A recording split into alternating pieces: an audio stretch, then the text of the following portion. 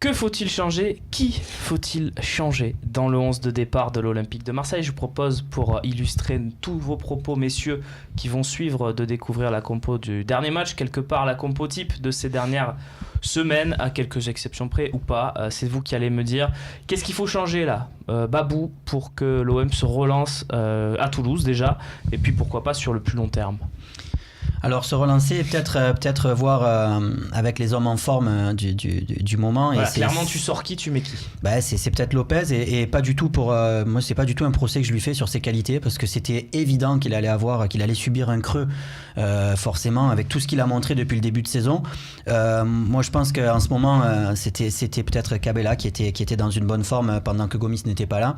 Peut-être que je le réintégrerai au milieu de terrain, puisque sur le dernier match on a vu que ça avait un petit peu changé. C'était pas Vainqueur Lopez et Sanson un cran devant, c'était l'inverse. Sanson a joué plutôt aux côtés de Vainqueur et Lopez a joué quasiment comme un numéro 10, chose que peut faire Cabella aussi. Il a pas très très bien fait depuis qu'il est à l'OM, Cabella numéro 10. Hein. Ouais, mais ça c'était avec d'autres entraîneurs aussi. Il a pas fait avec Garcia, et je pense que Garcia demande pas les mêmes choses. Quand Sanson jouait dans ce poste-là, c'est plutôt déjà un numéro 10 défensif, comme je te disais l'autre fois, un 8,5 quoi. Je crois que la seule fois qu'il est rentré c'était pas vraiment dans cette consigne-là, puisqu'il était derrière l'attaquant. Ah bah, il a fait un match, ouais. C'était en coupe contre Monaco et il met 2 buts. Donc là pour le coup, peut-être que Cabella c'est ton choix aussi, c'est ce que tu changes aussi.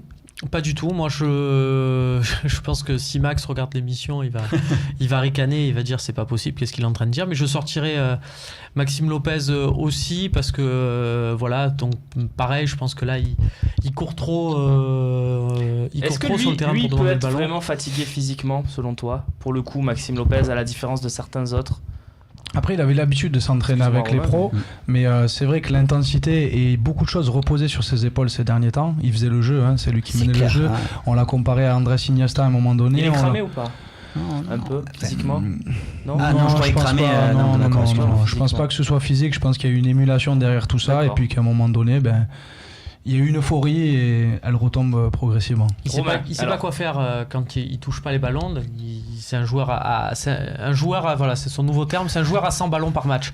Et je pense que si dans un match il a pas 100 ballons à toucher parce qu'il y a Payet sur le terrain, parce qu'il y a d'autres joueurs, du coup il sait pas quoi faire et il fait des petits tours en rond comme les pieds du Racing. Voilà, ça apprend. Là je pense que pour un match en déplacement, je reviendrai moi à une configuration avec Sanson numéro 10. J'ai beaucoup aimé ce qu'il fait dans cette position là, et donc je mettrai Zambo parce que à côté de Vainqueur, parce que aussi je trouve que Zambo permet à Vainqueur de mieux jouer, dans le sens où Vainqueur peut-être surveille Zambo et donc reste bien derrière, alors que là le match contre Angers, contre Dijon, j'étais assez déçu de Vainqueur, que j'ai vu un peu trop monter, un peu trop sortir de son rôle. C'est vos seuls changements d'ailleurs au milieu de terrain où vous réagissez? Oui, moi c'est la seule chose, mais c'est vrai que Zambo, on joue contre Toulouse qui est une équipe assez physique.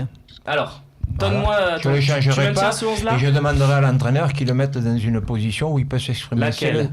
Il a une position où il jouait jusqu'à maintenant. Il avait la maîtrise du ballon, il avait la maîtrise de venir aider chercher les ballons.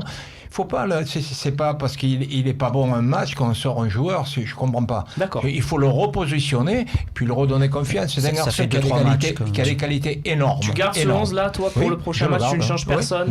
Non, mais je revois la tactique. D'accord. Ouais, et justement, par rapport à ça, est-ce qu'on peut se poser la question d'un 4-4-2 un peu plus losange, où on recentre un Payet, un Gomis qui est beaucoup esselé ces derniers matchs, et est-ce qu'on n'y met pas un Thauvin qui tourne autour? Voilà. Et à ce moment-là, Thauvin, il a du peps, il a du feu, il a eu une sélection, il a été sélectionné, on va dire, dans le groupe. Est-ce qu'on reverrait pas un 4-4 de losange C'est vrai qu'après toi on a tes latéraux, peut-être que si Evra peut prendre la place de Bedimo, c'est... Voilà, et avec alors le changement que je ferais moi, c'est Bedimo pour Evra, comme ça on peut libérer les couloirs et avoir plus de solutions. D'accord, très bien. C'est vrai qu'on n'avait pas parlé de Patrice Evra. Ouais, c'est vrai. Moi, que ce soit un ou l'autre, de toute manière. La charnière, vous la maintenez, messieurs? Elle vous a convaincu, Sertic Rolando? Je pense que le critère numéro 1 de Rudy Garcia là-dessus, c'est la relance. C'est les deux joueurs.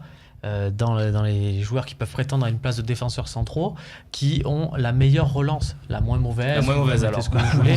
Mais voilà, c'est pour ça que c'est eux qui sont là. C'est-à-dire une relance comment? Explique-moi, parce que je comprends pas. Une relance, comment Là, tu as parlé au poste de Bernard Je sais Bosquet. pas, moi je parle, je connais alors, les dis-moi attaquants, qui a je une connais meilleure- pas. alors, regarde, on Je va parle prendre- défenseur. On va prendre le problème à l'envers. Oui. Dis-moi qui a une meilleure relance qu'eux en défense centrale dans l'effectif actuel de l'Olympique de Marseille. Ah mais je dis pas, je me dis, j'ai cette équipe, j'ai ces deux garçons qui sont là, tu me dis quelle relance, si c'est pour balancer un ballon à 35 mètres, qu'on regarde qu'il faut enlever la neige dessus, effectivement, mais si c'est pour repartir balle au pied, ce que je vois ou que je vois très peu, Mais ils en sont capables, c'est ça la que question. je vois Il en est capable, Rolando et Certic monter balle au pied, faire la différence et à ce moment-là, donner son ballon quand tu arrives dans l'axe, c'est tous les entraîneurs qui disent ça. Il y a les défenseurs, les attaquants reviennent jusqu'au milieu et les défenseurs font le boulot jusqu'au milieu. Ils viennent, ils donnent un ballon à quelqu'un qui s'est démarqué. Il est capable de le faire, Rolando?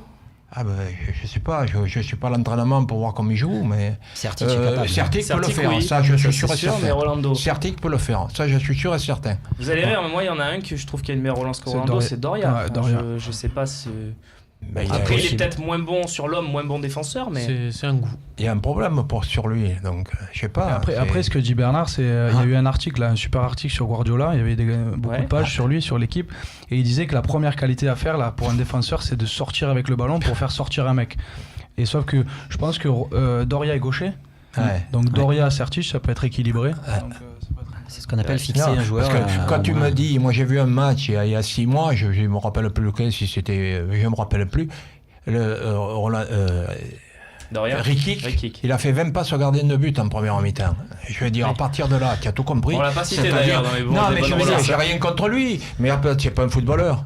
Tu prends le ballon dans les pieds, tu montes, tu fais 3 mètres, tu essaies de le donner à quelqu'un. Mais tu le redonnes pas au gardien de but du milieu du terrain. Ce qu'on Ça peut veut pas dire- enlever à Rod Fanny. Il essaie à ce Il essaie, niveau-là. ouais. Voilà. Bon, il y a un peu plus Bon. de déchets, mais au moins, Ah, voilà, oui, c'est je préfère pas Rod ironique. Fanny. Voilà, c'est pas Je ironique. préfère Au moins, Rod il essaie. Fanny. À Oui. la décharge de Rikic, il a très peu joué dans l'axe aussi cette saison.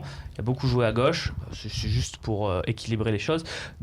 C'est bon, sinon vous maintenez le 11 comme il est, vous ne changez rien d'autre, messieurs, on est d'accord?